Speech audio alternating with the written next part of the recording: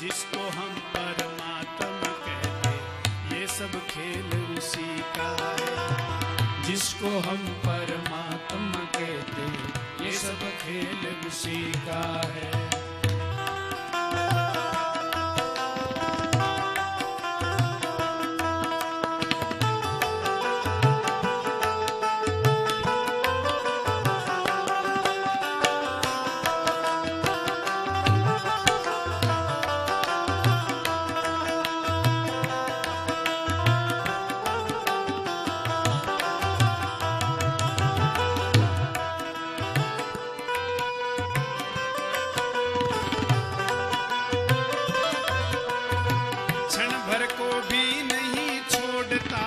सदा हमारे साथ में है, क्षण भर को भी नहीं छोड़ता, सदा हमारे साथ में। काया की श्वासा डोरी का तार उसी के हाथ में है। काया की श्वासा डोरी का तार उसी के हाथ में है। भैया हंसना रोना जीना मरना सब उसकी मर्जी का है। जिसको हम परमात्मा कहते, ये सब खेल उसी का है। जिसको हम परमात्मा कहते, ये सब खेल उसी का है। देखो, हंसना रोना जीना मरना सब उसकी मर्जी का है। ये काया की श्वासा डोरी जो है ना, इसका तार उसी के हाथ में है। अच्छा, हम लोग कई बार बोलते हैं ना, बोलने में तो हम लोग बोलते हैं कि तू चिंता मत कर, जब तक मेरी श्वास चल रही है तब तक तेरे साथ हूं। बोलते ना कई बार लोगों को, मेरी श्वास चल रही है तब तक तेरे साथ हूं। क्या बोलते? मेरी श्वास। अच्छा, मेरी है श्वास? है? श्वास मेरी है? अच्छा, यदि श्वास मेरी होती तो 5-4 मिनट इसको विश्राम दे के देख लो। यदि मेरी है तो फिर इसको थोड़ा विश्राम दे दूं। अच्छा, यदि ये मेरी होती तो और नहीं तो लोग रविवार को तो पक्का छुट्टी रखते, बोले आज नहीं लेंगे। बोले चलो आज तो ये रोज चलती है बेचारी, आज इसकी छुट्टी कर दो। छुट्टी करे तो पूरी छुट्टी हो जाएगी कि नहीं? इसलिए ये तार भी उसी के हाथ में है। राम सिया राम सिया राम सिया राम सिया राम सिया राम बोलो राम सिया राम सिया राम सिया राम सिया राम सिया राम सिया राम। निर्धन धनी धनी हो निर्धन, ज्ञानी मूढ़ मूर्ख ज्ञानी। निर्धन धनी धनी हो निर्धन, ज्ञानी मूढ़ मूर्ख ज्ञानी। ये सब कुछ अदल बदल करने में कोई नहीं उसका सानी। सब कुछ अदल बदल करने में कोई नहीं उसका सानी। समझदार भी समझ सके ना, ऐसा अजब तरीका है। जिसको हम परमात्मा कहते, ये सब खेल उसी का है। जिसको हम परमात्मा कहते, ये सब खेल उसी का है।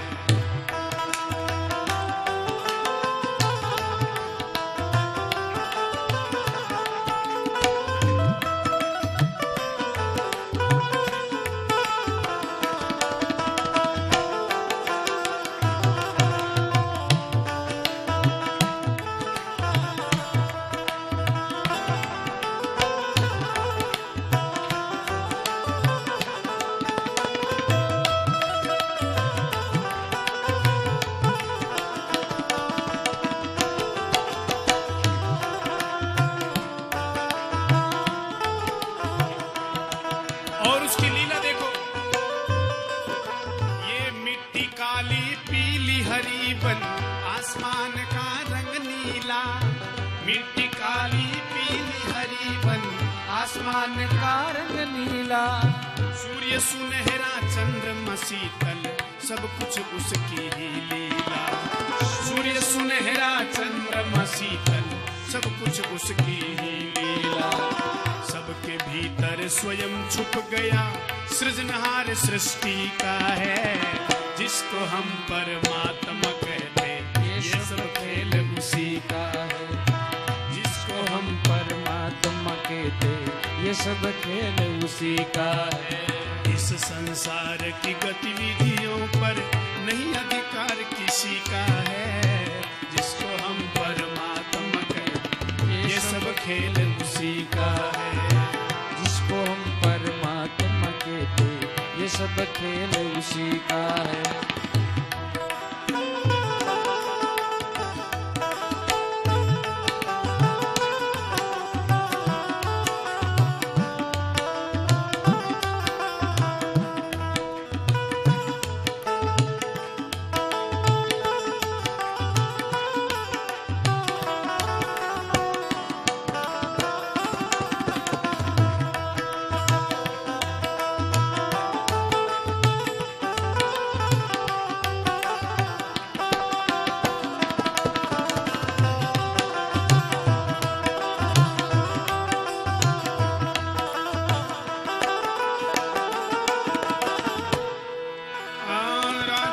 आनंद मिले सुख चाहो तो मानो शिक्षा।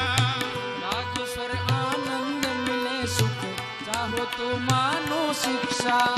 तज अभिमान मिला दो उसकी इच्छा में अपनी इच्छा। तज अभिमान मिला दो उसकी इच्छा में अपनी इच्छा। यही भक्ति का भाव है प्यारे, सूत्र यही मुक्ति का है, जिसको हम परमात्मा कहते ये सब खेल उसी का है। जिसको हम परमात्मा कहते ये सब खेल उसी का है। इस संसार की गतिविधियों पर नहीं अधिकार किसी का है, जिसको हम परमात्मा कहते ये सब खेल उसी का है। जिसको हम परमात्मा कहते ये सब खेल उसी का। इसलिए ज्ञानी मूड कोई नहीं है। मिट्टी काली पीली हरी बन, आसमान का रंग नीला, सूर्य सुनहरा चंद्रमा शीतल, सब कुछ उसकी ही लीला। अरे सबके भीतर वो स्वयं छुप गया, सृजनहार सृष्टि का है, जिसको हम परमात्मा कहते ये सब खेल उसी का है। भगवान शिव ने कह दिया कि ज्ञानी मूड कोई नहीं है, जिसको जैसा रघुनाथ जी बनाना चाहे वैसा उसको बनना पड़ता है। चलो देखो, एक बार की वो बादशाह अकबर के दरबार की बात है। कोई महात्मा जा रहे थे हरि शरणम।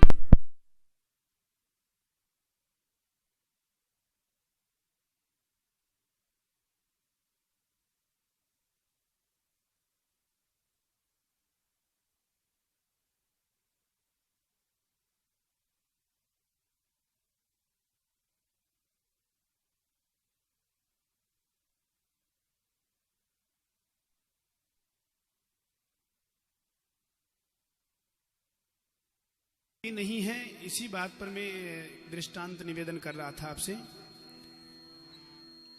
बादशाह के दरबार की बात, एक महात्मा जा रहे थे हरि शरणम हरि शरणम हरि शरणम। तो बादशाह ने कहा कि ये रात दिन महात्मा लोग हरि शरणम करते रहते हैं, ये भगवान करता क्या है तुम्हारा? कैसा है ईश्वर, कहां है? महात्मा को बुलाया। महात्मा बोले कि देखो भाई, ये तो कोई तरीका नहीं है। आपने प्रश्न कर दिया, पहले बिठाना चाहिए, फिर उनके सामने जिज्ञासा रखनी चाहिए, तब कोई बात बने। तो बोले आप नीचे बैठे और वक्ता को ऊपर बिठाएं, तब ज्ञान की गंगा बहेगी। बीरबल से बोले ये तो सिंहासन पर बैठने की बात कर रहे हैं। बीरबल बोले अब पूछना है तो बिठाना ही पड़ेगा। तो बिठा दिया। अच्छा आप बताओ तुम्हारा ईश्वर करता क्या है, कहां रहता है? महात्मा ने वो कहा अभी भी ये कोई तरीका नहीं है, क्योंकि आपके सिर पर ताज है और ताज में बड़ा अभिमान रहता है। पहले ये उतारो तो समझ में आए। बीरबल से बोले ये तो ताज उतारने की बात कर रहा है। बीरबल बोले अब उतारना ही पड़ेगा, पूछना है तो। तब तक कहा कि देखो, मैं जब आपके पास आया था तो मैंने 3 बार आपके सामने ऐसे जोहार किया था, अब आप भी हमारे सामने वैसे करो। बादशाह बोले बीरबल ये तो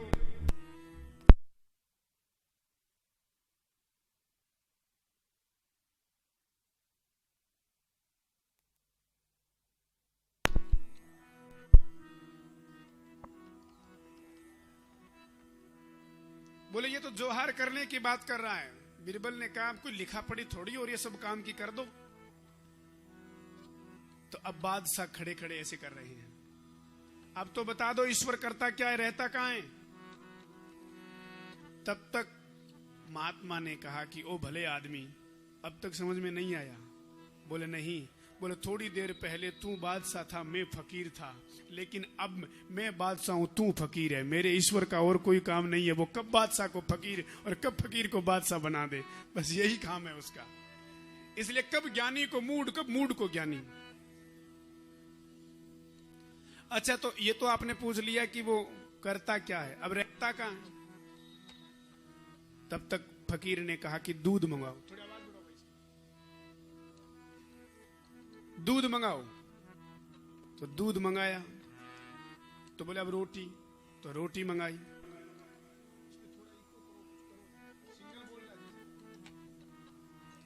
तो उसको लेकर के ऐसे दूध से चुपड़ने लगे।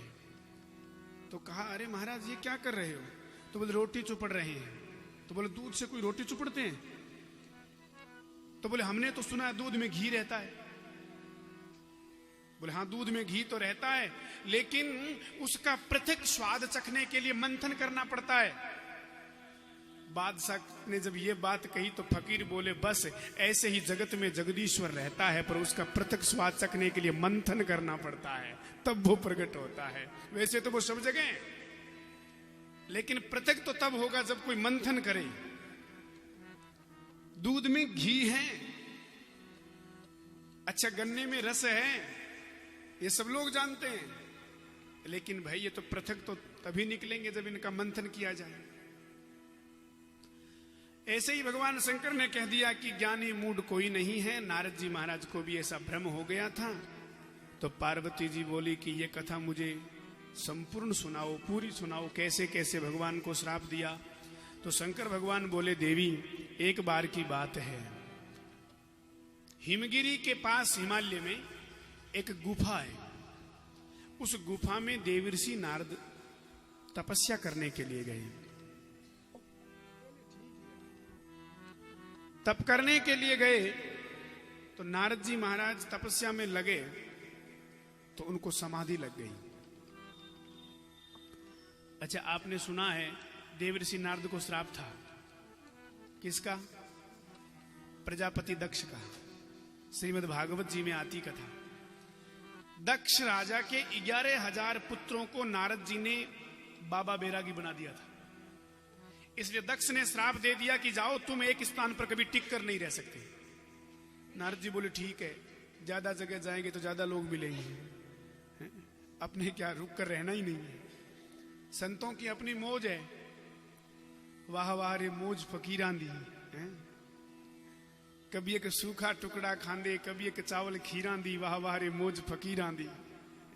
कभी एक ओढ़े साल दुसाला, कभी गूदड़ी लीरां दी, वाह वाह रे मौज फकीरां दी। मंग तंग कर भिक्षा खांदे, पर चाल चले अमीरां दी, वाह वाह रे मौज फकीरां दी। फकीरों की अपनी मौज है। तो नारद जी बोले ठीक है, ज्यादा जगह जाएंगे तो ज्यादा लोगों से मिलेंगे। श्राप स्वीकार कर लिया। पर आपने देखा है किसी संत का श्राप तो ग्रस्त को लगता है, पर यह पहली बार ऐसा हुआ जब दक्ष ग्रस्त है, नारद जी संत है, और एक ग्रस्त का श्राप विरक्त को लग गया। क्यों भाई? गृहस्थ का श्राप भी कभी विरक्त को लगता है, क्यों लगा? इसके पीछे कारण है। नारद जी महाराज दक्ष के पुत्रों को बाबा बैरागी बना रहे थे। तो किसी ने कहा क्या किसी को बाबा बनाना, किसी को संत बनाना गलत काम है? नारद जी सही तो कर रहे थे, गलत क्या कर रहे थे? बोले किसी को संत बनाना गलत काम तो नहीं है, बहुत अच्छी बात है, लेकिन किसी किसी को बनाना, नारद जी तो सबको बना रहे थे। अच्छा सभी बाबा बैरागी बन जाएंगे तो बाबा बनना ही बंद हो जाएंगे कि नहीं? भाई सभी संत हो गए तो संत बनेंगे कहां? संत भी तो किसी ग्रस्त के घर जन्म लेते हैं। अरे महात्मा की छोड़ो, परमात्मा भी तो किसी ग्रस्त के यहां आते हैं। और ग्रस्त ना रहे तो एक जगह तो हमारे साथ एक महात्मा थे, वो थोड़े क्रोध में ज्यादा रहते हैं। वो बोले जानते नहीं हम संत हैं, जानते नहीं हम संत हैं। हमने कहा महाराज ये तो ठीक बात है, पर दूसरों को कहने दो। आप खुद ही किए जा रहे हो हम संत हैं, हम संत हैं, ऐसे नहीं, दूसरा कहे तो अच्छी बात है। तो उन्होंने कहा कि व्यास जी आपने हमारा अपमान कर दिया। हमने कहा नहीं महाराज, आपका अपमान करना मेरा उद्देश्य नहीं है। तो बोले कि हम संत हैं। हमने कहा हम मानते हैं महाराज। तब तक वो क्या बोले कि देखो एक बात बताओ, यदि संत नहीं होते तो ग्रस्त लोगों को शिक्षा कौन देता? संत नहीं होते तो ग्रस्तों को शिक्षा कौन देता? बोलो। उन्होंने सोचा शायद व्यास जी की बोलती बंद हो जाएगी, बोलो बोलो। तो हमने कहा कि संत नहीं होते तो ग्रस्त को शिक्षा कौन देता, और यदि ग्रस्त ना होते तो संत को भिक्षा कौन देता? बोलो जय श्री राम। तुम्हारी फैक्ट्रियां चलती है? अरे संत देता है ग्रस्त को शिक्षा और ग्रस्त देता है संत को भिक्षा। तो संत की शिक्षा से ग्रस्त का परलोक बनता है और ग्रस्त की भिक्षा से संत का इहलोक बनता है। दोनों ही एक दूसरे के पूरक है। तब तक उन्होंने कहा आप नहीं जानते, हमने सब कुछ छोड़ा। हमने कहा क्या किया, क्या छोड़ा? तो बोले हमने शादी नहीं करी। तो हमने भी विनोद कर लिया। हमने कहा महाराज करी नहीं कि हुई नहीं? तो जो आनंद मिलता है वन में मोजी मस्त फकीरों को, गुरु वक्ता वर न्यू कहता सुख नहीं महलों में खास अमीरों को। आशा तृष्णा त्याग तोड़िए माया के जंजीरों को, कहे मामचंद बेधड़क चलाते रहो ज्ञान के तीरों को। क्या परखेगा हीरों को जिन देखी कदे छदाम नहीं, उस हृदय पर बजर पड़ो जिसमें नटवर घनश्याम नहीं। तो नारद जी चले गए और आज श्राप की गति बाधित हो गई। देखो यद्यपि नारद जी महाराज 6 मिनट से ज्यादा कहीं रुक नहीं सकते थे, लेकिन आज तुलसीदास जी महाराज लिख रहे हैं, बोले सुमिरी हरि ही श्राप गति बाधी, सहज विमल मन लागी समाधि। सुमिरी हरि श्राप गति बाधी, सहज विमल मन लागी समाधि।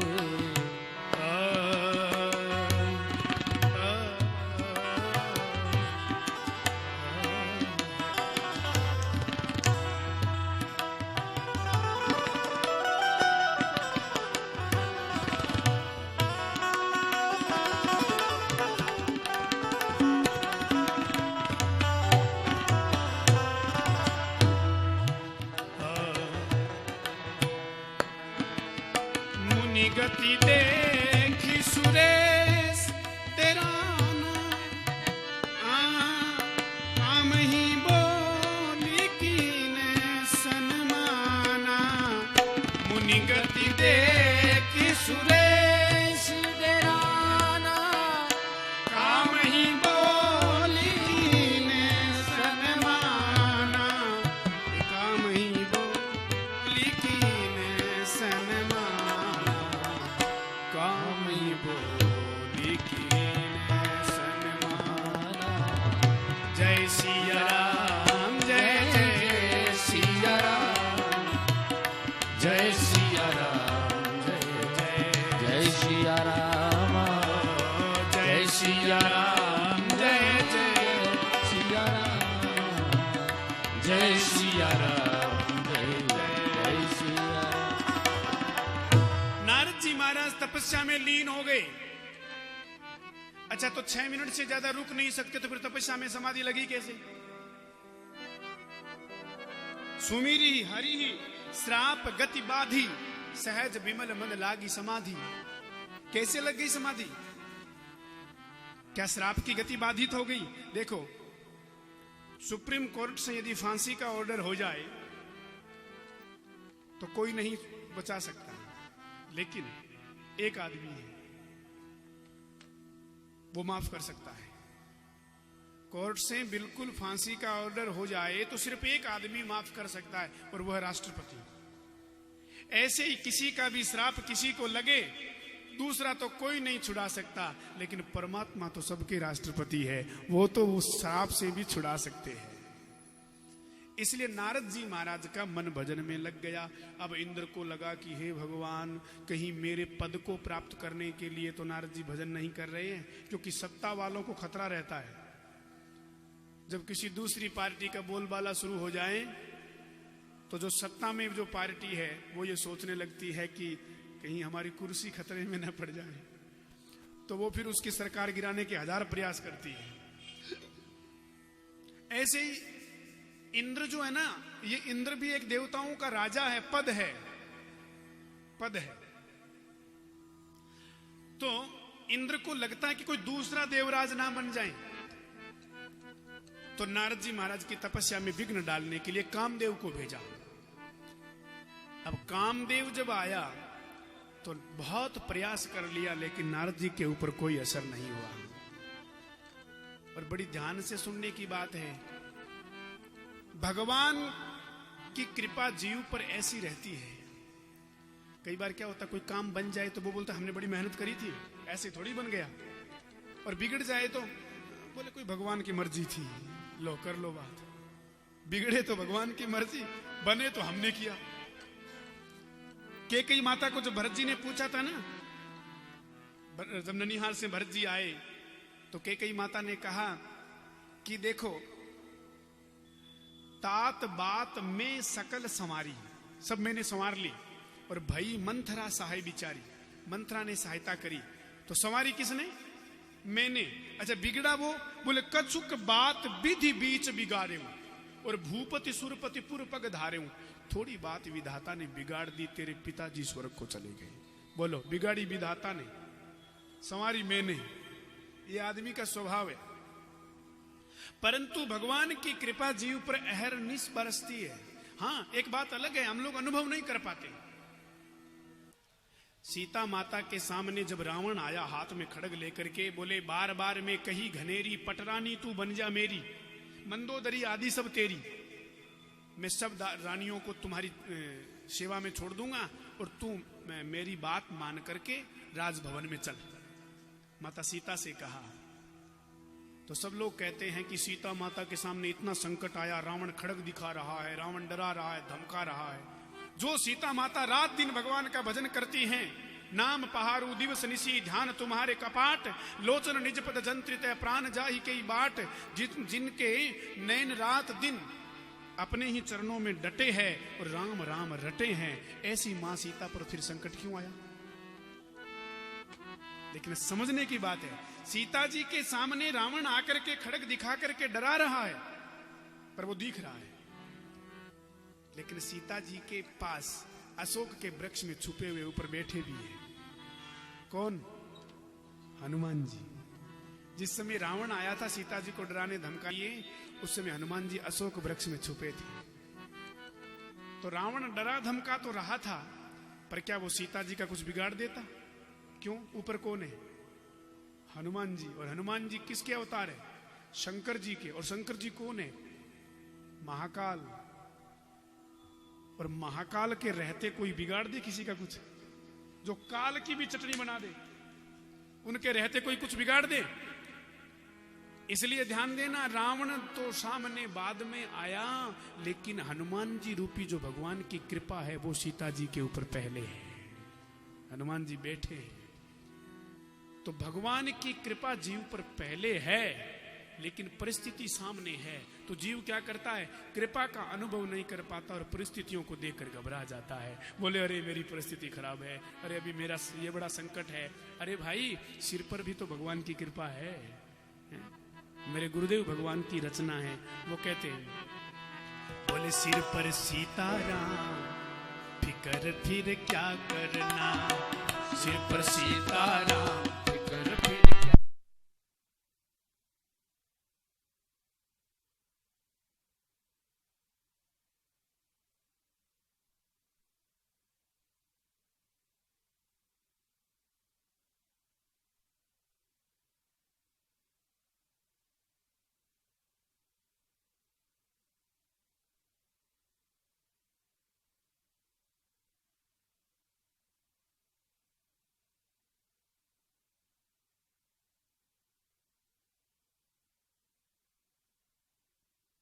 सिर पर सीताराम फिकर फिर क्या करना, सिर पर सीताराम फिकर फिर क्या करना, क्या करना क्या करना, फिकर फिर क्या करना, क्या करना क्या करना, फिकर फिर क्या करना, सिर पर सीताराम फिकर फिर क्या करना, सिर पर सीताराम फिकर फिर क्या करना। हरि बोल।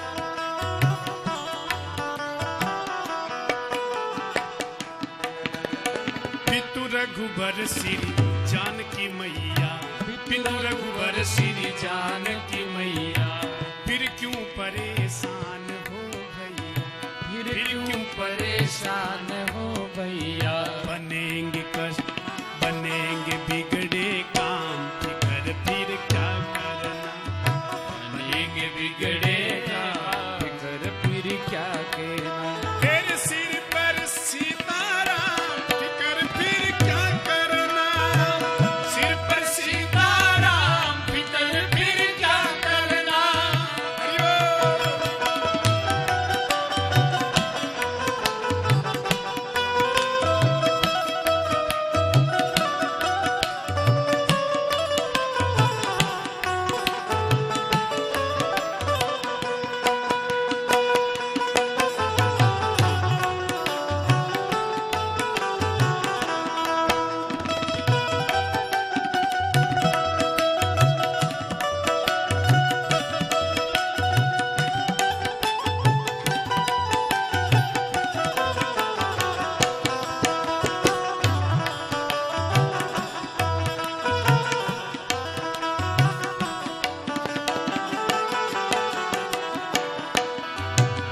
जो मन राम कथा सतसंगी, जो मन राम कथा सत्संगी, उनके सहायक श्री बजरंगी, उनके सहायक श्री बजरंगी, अतुलित बल के धाम फिकर फिर क्या करना, अतुलित बल के धाम फिकर फिर क्या करना, अरे क्या करना क्या करना, फिकर फिर क्या करना, क्या करना क्या करना, फिकर फिर क्या करना, तेरे सिर पर सीताराम फिकर फिर क्या करना, सिर पर सीताराम फिकर फिर क्या करना।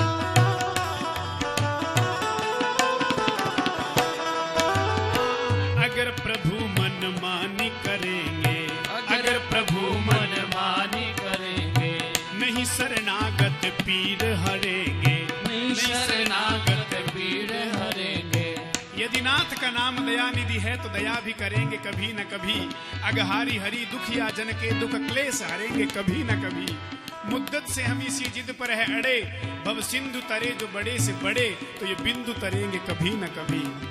इसलिए साधक ने कहा है अगर प्रभु मन मानी करेंगे, अगर प्रभु मन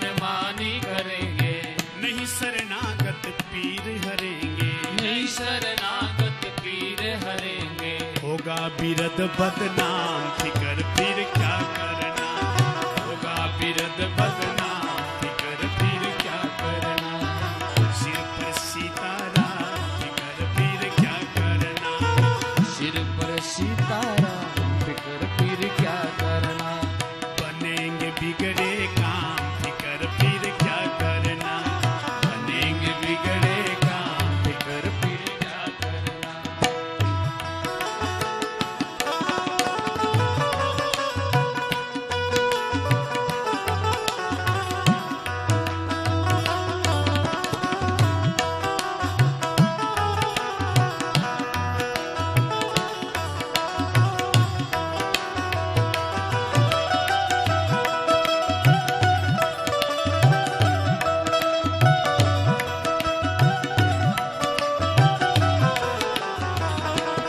ये भजन मानस के मर्मज्ञ मनीषी और जितने भी राम कथा के वक्ता हैं उन सब के आचार्य,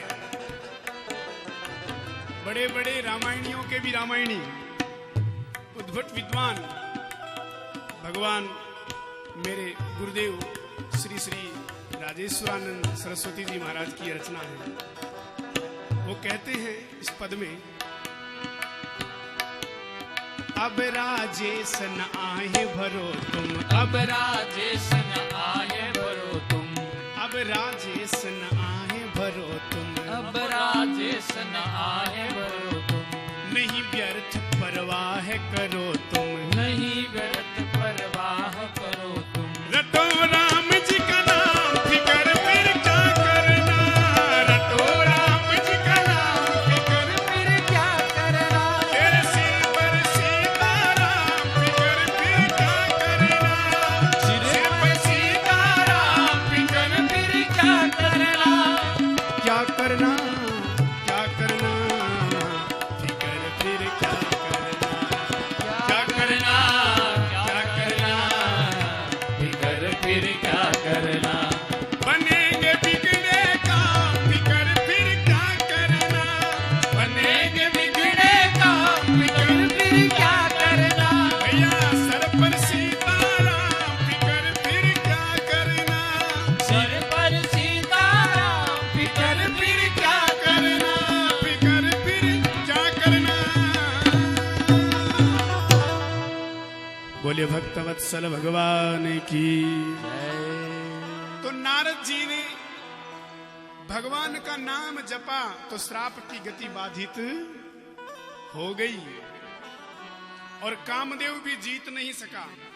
सीम की चाप, देखो जिसके रक्षक भगवान हो उसका कोई क्या बिगाड़ लेगा।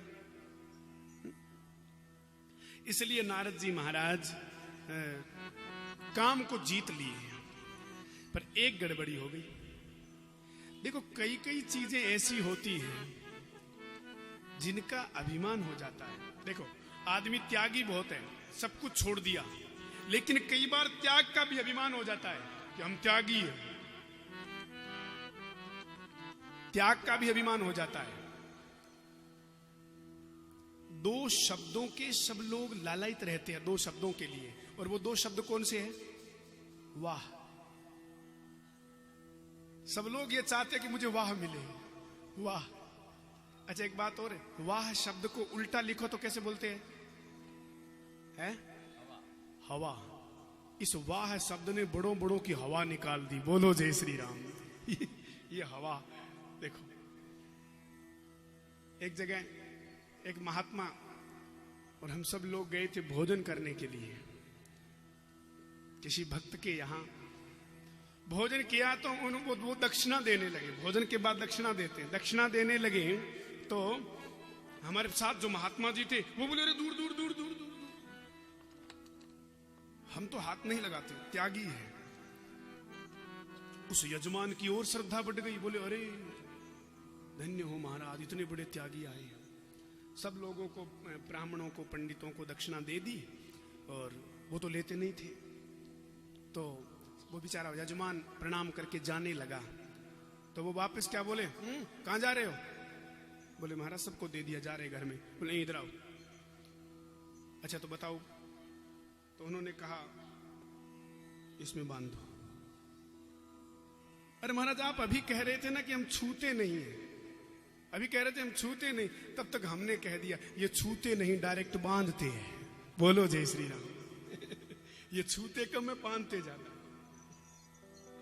तो त्याग का भी लोगों को कई बार अभिमान हो जाता है कि हम त्यागी हैं। एक आदमी गया एक महात्मा जी के पास, बार बार प्रशंसा करे, अरे महाराज आप त्यागी है, आप तो बहुत बड़े त्यागी है, आप तो त्यागी है। वो बोले भैया ठीक है, अब कोई राम कृष्ण कोई सत्संग कोई चर्चा करिए, क्या त्यागी है त्यागी है। बोले नहीं नहीं महाराज आप महान हैं, आप त्यागी है। तब तक उसने कहा अरे तू महात्यागी है। महात्मा जी ने कहा तू महात्यागी है। तो बोले महाराज मैं महात्यागी कैसे? बोले मैं त्यागी कैसे? तो बोले देखो संसार को छोड़ा आपने भगवान के भजन के लिए, आपने संसार छोड़ा भगवान के भजन के लिए, घर परिवार सब। तो बोले तू बता घर परिवार संसार कीमती है कि परमात्मा कीमती है? तो बोले परमात्मा कीमती है। तो हमने कम कीमत की चीज बड़ी कीमत के लिए छोड़ दी, क्या बड़ी बात है? बोले हाँ, लेकिन संसार कम कीमती है परमात्मा कीमती है, लेकिन तू तो वापस परमात्मा को ही भूल करके और ये संसार की वाह वाह सुनने के लिए त्यागी है त्यागी कर रहा है। इसलिए तूने तो बड़ी कीमत को छोटी कीमत के लिए छोड़ा है, तू तो महात्यागी है। हमने तो संसार के लिए परमात्मा को छोड़ा, पर तूने तो संसार के लिए परमात्मा ही छोड़ दिया, तू महात्यागी है। तो ये दो शब्द ही ऐसे वाह सुनने के लिए। तो नारद जी काम को तो जीत गए, लेकिन एक को नहीं जीत सके, और वो है प्रशंसा। कामदेव ने प्रशंसा करी।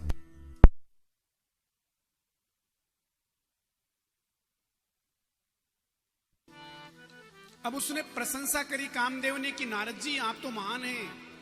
अरे शंकर जी नहीं जीत सके, आपने काम को जीत लिया। तो नारद जी ने कामदेव के ऊपर हाथ रख दिया। अब बताओ, शंकर जी ने तो काम को जलाया, नारद जी ने रखा हाथ। काम के ऊपर हाथ रखना चाहिए कि जलाना चाहिए? क्योंकि कामना कभी नष्ट थोड़ी होती है। कामना तो ज्यों ज्यों आप लाभेन वर्धते लोभ है, ज्यों ज्यों लाभ बढ़ा त्यों तो लोभ बढ़ता ही गया, कामना और बढ़ती गई। मेरे गुरुजी कहते चाहे पैसों से आनों में आती रही, पहले पैसे आने ऐसे चलते थे, तो चाहे पैसों से आनों में आती रही, चाहे आनों से रुपया बनाती रही, चाहे रुपयों से नोट भुनाती रही, चाहे रुपयों से नोट भुनाती रही, चाहे नोटों से कोठी चुनाती रही, चाहे कोठी में मोटर मंगाती रही, चाहे मोटर से होटल में जाती रही, चाहे होटल में बोतल खुलाती रही, चाहे क्या क्या न करती कराती रही हैं, चाहे पाली जिन्होंने वो पीले हुए, और चाहे छोड़ी जिन्होंने वो रसीले हुए, और चाहे जर से लगी, जर माने धन, चाहे जर से लगी तो मन जरा हो गया बूढ़ा, चाहे जर से लगी तो मन जरा हो गया, और चाहे हरी सी लगी तो मन हरा हो गया। चाहे उनकी हमें हरदम चाहिए, चाहे उनकी हमें हरदम चाहिए, और ये अगर चाहे तो फिर क्या चाहिए? बोलो जय श्री राम। ये चाहत मिटती नहीं है, ये बढ़ती जाती है। तो नारद जी महाराज भी इसी चक्कर में फंस गए। बोले हमने काम को जीत लिया, हमने काम को जीत लिया, हमने काम को जीत लिया। सीधे निकल गए वहां से, शंकर जी के पास जाएंगे, उन्हें सुनाएंगे समाचार कि जिन कामदेव को आप नहीं जीत पाए उनको हमने जीत लिया। भगवान शंकर के पास गए, शंकर जी ने नारद जी को बिठाया, बातचीत करी। अच्छा आजकल आते नहीं, कहाँ रहते हो, क्या बात है? देवर्षि नारद बोले आपने सुना नहीं? बोले नहीं हमने तो नहीं सुना। बोले हम तो वहां हिमालय में तपस्या कर रहे थे। अच्छा अच्छा महाराज फिर? बोले फिर वो कामदेव आया, फिर उसको जीत लिया, फिर तो मैंने ये किया, फिर तो मैंने वो किया, फिर तो। शंकर भगवान बोले हमने तो सोचा था संत आए हैं इसलिए राम कथा सुनेंगे, पर यहां तो राम कथा कम काम कथा ज्यादा हो रही है, ये तो काम कथा सुना रहे हैं। तो नारद जी महाराज भगवान शंकर से सुनाने लगे, तो शिव जी ने कहा अच्छी कथा है। अच्छा तो महाराज कथा अच्छी है? बोले हाँ। तो कथा अच्छी है तो कथा के बाद दक्षिणा भी तो दी जाती है। बोले हाँ। तो नारद जी बोले हमको दक्षिणा नहीं दोगे? शिव जी बोले दक्षिणा एक है। बोले क्या? बोले हमारी बात मान जाओ, हाथ जोड़कर कहते हैं। बोले क्या? बोले ऐसी कथा फिर कभी मत सुनाना, अब बोलो, किसी कथावाचक को पूरी कथा सुनने के बाद कोई हाथ जोड़कर ये कह दे कि ऐसी कथा फिर मत सुनाना, बेचारे का मन है? ऐसी फिर कभी मत सुनाना जैसी सुनाई। नारद जी को शंकर जी ने कहा फिर ऐसी कथा मत सुनाना। नारद जी बोले क्यों, कोई गड़बड़ हो गया? और यदि कहीं पर कोई प्रसंग चल जाए तो? बोले प्रसंग चल जाए तो भी छोड़ देना, दूसरी बात करना, पर यह बात तो मत करना। क्योंकि शिवजी ने सोचा कि शायद अहंकार नष्ट हो जाए। लेकिन नारद जी को लगा कि शंकर भगवान काम को जीत नहीं पाए, हमने जीत लिया, इसलिए द्वेष है, ईर्ष्या हो रही है। तो सीधे वहां से निकल करके भगवान हरि के पास चले गए, क्षीर सागर में। शंकर जी को पता तो चल गया था कि अब नारद जी महाराज समझने वाले नहीं है, तो अपने 2 गण पीछे लगा दिए, 2 संवाददाता भेज दिए, बोले बराबर खबर देते रहना, बोलो जय श्री राम। अब 2 गण पीछे लग गए नारद जी के। नारद जी महाराज चलते चलते वहां से सीधे आ गए भगवान नारायण के पास। और गोस्वामी जी की कलम ने बहुत सुंदर लिखा है, एक बार करतल कर बीना राम हरे, एक बार करतल कर बीना राम हरे। गावत हरि गुण गान प्रवीणा राम हरे, गावत हरि गुण गान प्रवीणा राम हरे। क्षीर सिंधु गवने मुनिनाथा राम हरे, क्षीर सिंधु गवने मुनिनाथा राम हरे। जह बस श्री निवास श्रुति माता राम हरे, जे बस श्रीनिवास श्रुति माता राम हरे। जय सिया राम, जय जय सिया राम राम हरे, जय सिया राम, जय जय सिया राम राम हरे। जय सिया राम, जय जय जय सिया राम राम हरे।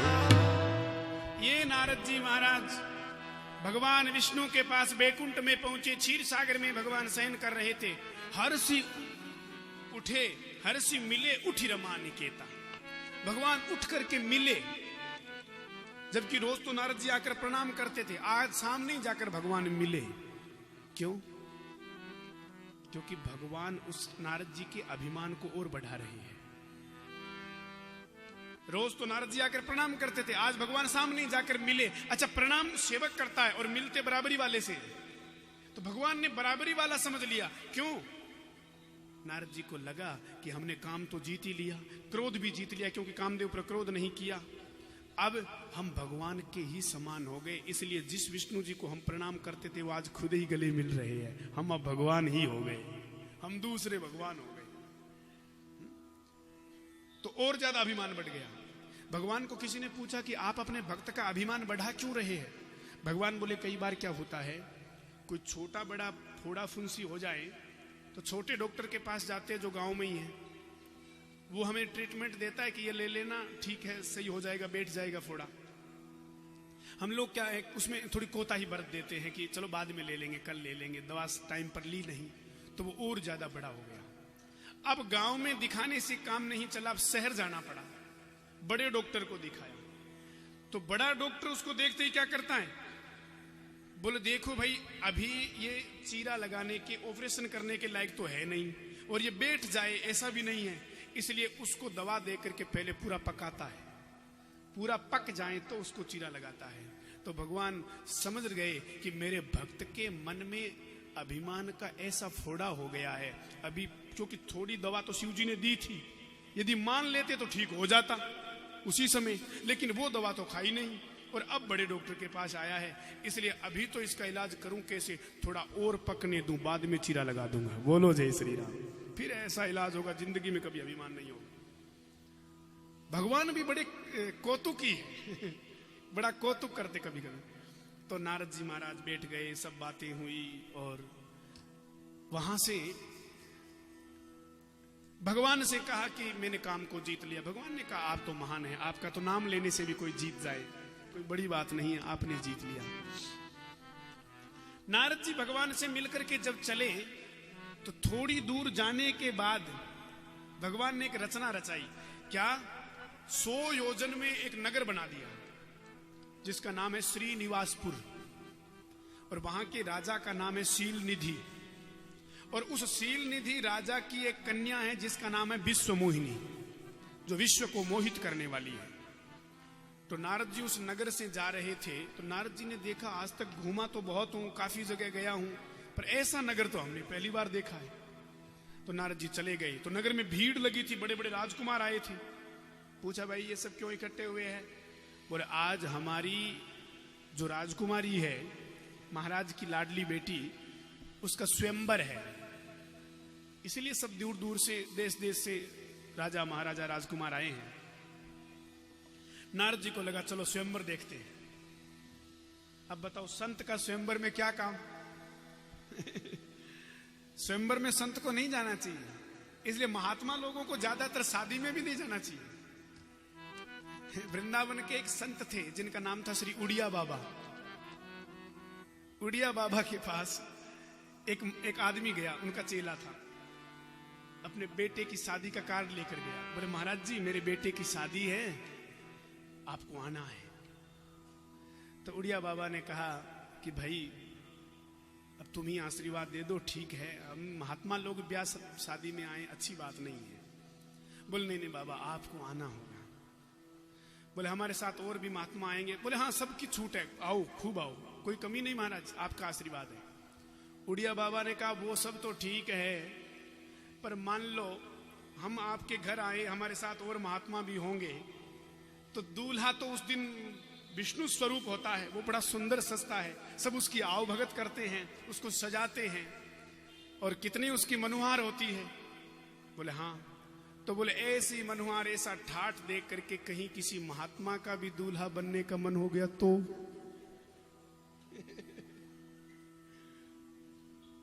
गड़बड़ हो जाएगी।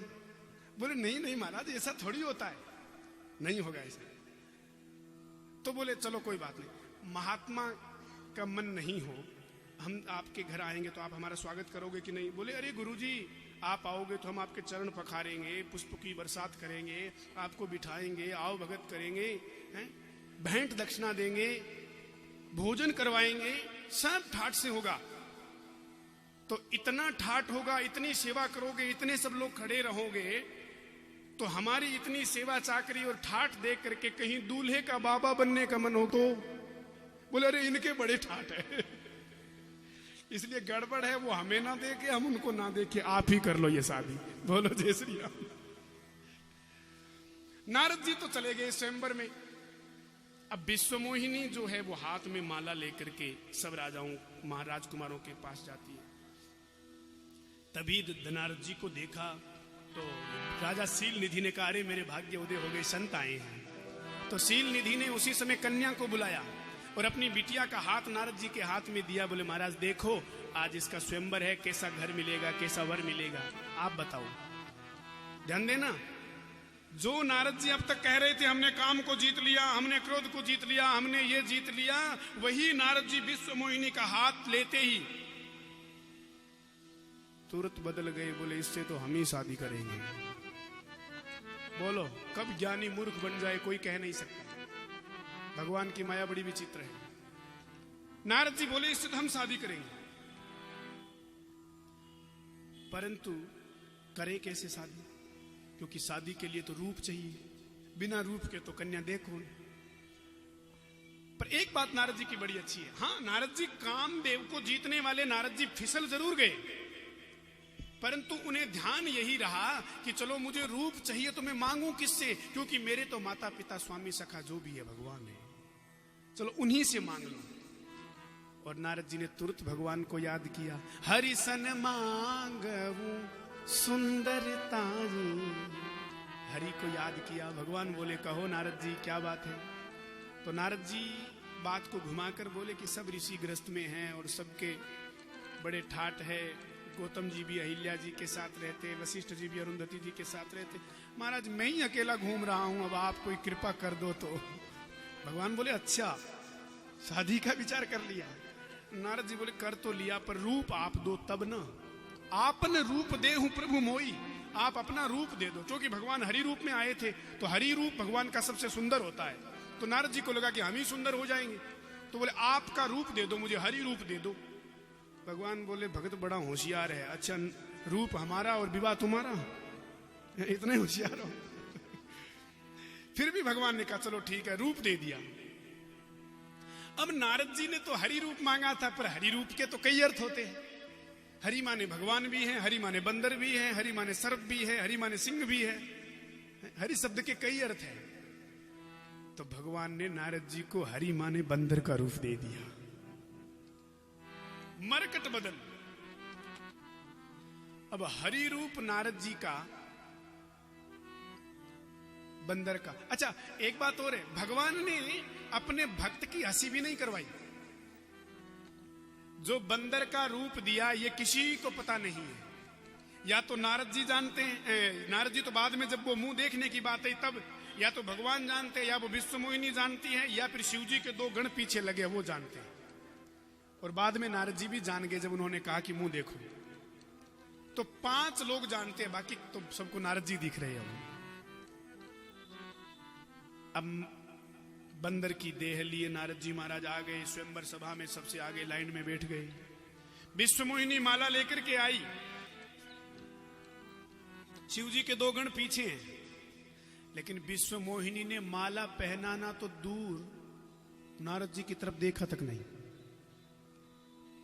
अब नारद जी बार बार ऐसे ऐसे हुए, शायद इस बार देखना भूल गई हो, अब की बार देख नारद जी। तब तक शिव जी के गण बोले महाराज चिंता मत करो, यहां सबसे सुंदर आप ही हो, थोड़ा एक बार जाएगी जरूर, देख कर आएगी, फिर आपको ही पहनाएगी। अब नारद जी महाराज इसी चिंतन में बैठे हैं और विश्व मोहिनी वहां से चलते चलते चलते आगे पहुंची। उसी सभा के अंदर भगवान भी राजकुमार का रूप लेकर आए थे। और भगवान को देखते ही विश्व मोहिनी ने अपनी वो माला जो है गले में डाल दी। गोस्वामी जी महाराज कहते हैं दुल्हनी ले गए लक्ष्मी निवासा, अब नृप समाज सब भये निराशा। दुल्हन को तो लक्ष्मी निवास भगवान ले गए, अब नृप समाज उदास हो गया। और नारद जी की तो वो स्थिति जैसे मणि खो जाने पर सर्प व्याकुल होता है, नारद जी ऐसे व्याकुल हो गए। तब तक जो शिव जी के 2 गण पीछे लगे थे वो बोले बाबा शादी करने तो आ गए, पहले मुंह तो देखो। अब नारद जी को लगा कोई गड़बड़ है क्या। दर्पण देखने की, देखो दर्पण भी एक विचित्र है। दर्पण खुद आदमी देखता है तो उसको लगता है मैं बहुत सुंदर हूं, अपने आप देखे तो लगता है बहुत सुंदर हूं, और कोई सामने वाला कह दे कि मुंह देख पहले, उसको लगता है कोई गड़बड़ है। दूसरा दर्पण दिखाए तो गलत लगता है, खुद देखे तो सुंदर दिखता है। और एक बात और है, रामायण में दोनों ही जगह दर्पण की बात है। शिव जी के गणों ने नारद जी को दर्पण दिखाया तो दोनों बने रावण कुंभकर्ण। और रामायण में राम जी के पिताजी ने भी दर्पण देखा, दशरथ जी ने। अयोध्या कांड में चौपाई आती है, राय सुभाय मुकुर, मुकुर माने दर्पण होता शीशा। राय सुभाय मुकुर कर लीना, बदन बिलो की मुकुट सम कीन्हा। दशरथ जी ने मुकुट ठीक किया और चेहरा देखा। अच्छा दशरथ जी खुद तेरा चेहरा देखते हैं, और शिव जी के जो गण हैं वो खुद दूसरे को चेहरा दिखाते हैं। और खुद दर्पण देखने का मतलब है जो अपने मनरूपी दर्पण में देख करके अपने दोष को सुधार ले, वो दशरथ है, उसके घर राम आते हैं। और जो दूसरे के जीवन में दोष देखे वो रावण बनता है। बोलो जय श्री राम, ये इसका अर्थ है। इसलिए शिव जी के गण रावण बने पर दर्पण देखने वाले दशरथ बने। तो नारद जी महाराज को क्रोध तो बहुत आया, अपना मुख देखा, मरकट बदन देखा। नगर के बाहर चले आए और भगवान को गालियां देने लगे। अरे वो स्वार्थी है, बड़ा कुटिल है, बड़ा कपटी है, ये है वो है। शिव जी के गण जो दोनों पास में खड़े थे उनसे कहा कि मूर्खों, अब तक आपने हमें बताया नहीं। हो निशाचर जाई तुम्हें कपटी पापी दो, हंसे हमें सो ले फले बहुरी, हंसे मुनि को, हमें जो हंसे हो उसका फल तुम्हें भली भांति मिलेगा, दोनों जाओ राक्षस हो जाओ। वो ही शिव जी के दोनों गण जाकर के रावण कुंभकर्ण बने। अब भगवान को गालियां दी और नारद जी बीच ही रास्ते में क्या देखते हैं, बीच ही पंथ मिले दनुजा, बीच ही पंथ मिले दनुजा, संग रमा सोई राज कुमारी, संग रमा सोई राज कुमारी। बोले मधुर बचन सुर, साईं रामा बचन सुर साईं। मुनि कह चले ये बिकल की नाई, रामा बिकल की नाई।